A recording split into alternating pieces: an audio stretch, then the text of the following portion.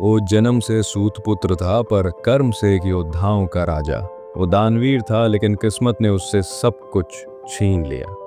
एक ऐसा वीर जिसे अपनों ने अपनाया नहीं और परायों ने छोड़ा नहीं। यह है उसकी कहानी and the legend of Mahabharat, Karna. Mahabharat की धरती पर जब नायक और खलनायक की पहचान धर्म और वंश से तय होती थी, तब एक ऐसा योद्धा जन्म लेता है जो इन दोनों सीमाओं को तोड़ देता है। कुंती विवाह से पूर्व सूर्य देव का आह्वान करती है और दिव्य वरदान से जन्म होता है एक दिव्य बालक का, कर्ण। सुनहरा कवच और कुंडल लिए जन्मा ये बालक समाज की निगाह में अवैध था।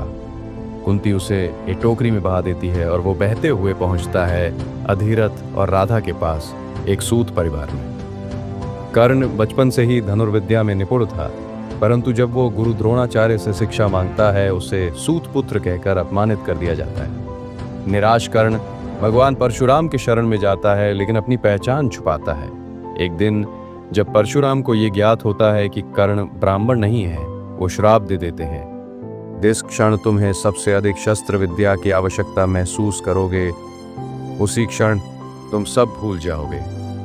ये श्राप आगे चलकर कर्ण के जीवन की सबसे बड़ी त्रासदी बनता है। द्रोणाचार्य की सभा में जब अर्जुन को सर्वश्रेष्ठ धनुर्धर घोषित किया जाता है, कर्ण उन्हें चुनौती देता है, लेकिन फिर से उसकी जाति पर सवाल उठाया जाता है।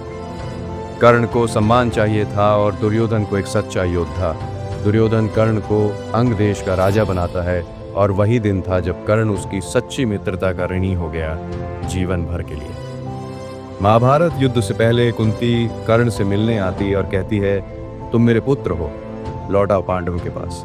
पर कर्ण कहता है, मैं जन्म से तुम्हारा पुत्र हो सकता हूँ, पर कर्म से आज मैं दुर्योधन का मित्र हूं और उसे धोखा नहीं दे सकता। उसने वचन दिया कि अर्जुन को छोड़कर वो किसी भी पांडव को नहीं मारेगा। वो दानवीर जिसने खुद को लुटा दिया। भगवान इंद्र ब्राह्मण के वेश में कर्ण से उसका कवच और कुंडल मांगते हैं और कर्ण बिना संकोच के दे देता है। दानवीर कर्ण जिसने अपनी मृत्यु की सुरक्षा खुद ही दान कर दी। कुरुक्षेत्र के रणभूमि में कर्ण और अर्जुन आमने सामने होते हैं। कर्ण का रथ जमीन में धंसता है। उसे परशुराम का शाप याद आता है। वो ब्रह्मास्त्र का ज्ञान भूल जाता है। वो श्री कृष्ण से न्याय की भीख मांगता है, लेकिन श्री कृष्ण अर्जुन को आदेश देते हैं, अभी वार करो। अर्जुन तीर छोड़ता है। वहीं मृत्यु होती है उस योद्धा की जो अर्जुन से भी बड़ा था पर किस्मत से हारा हुआ था।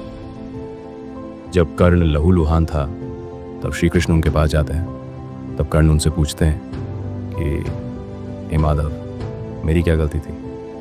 मैंने क्या पाप किया था जो जन्म से लेकर मृत्यु तक मुझे बस तिरस्कार और पीड़ा मिली? क्या मेरा दोष था कि मेरा जन्म राजमहल में नहीं एक टोकरी में हुआ? क्या मैं माँ कुंती का बेटा नहीं था? तो फिर मुझे क्यों त्यागा गया? गुरु परशुराम से मैंने ज्ञान पाया, परंतु शूद्र समझ के उन्होंने मुझे श्राप दिया। क्यों? क्या ज्ञान लेने का अधिकार सिर्फ उच्च कुल वालों को है? जब मैंने द्रौपदी का अपमान नहीं किया, तब भी मुझे दुष्ट कहा गया। क्यों कोई मेरी अच्छाइयों को नहीं देख पाया? मैंने कभी अधर्म नहीं किया, फिर भी धर्म के नाम पर अर्जुन को मेरा वध करने का आदेश मिला। क्यों?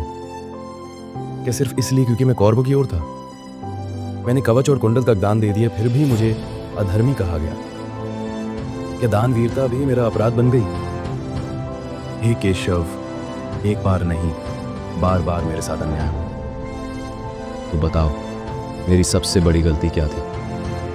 श्री कृष्ण का उत्तर था, कर्ण, तुम महान थे, लेकिन तुमने गलत पक्ष चुना।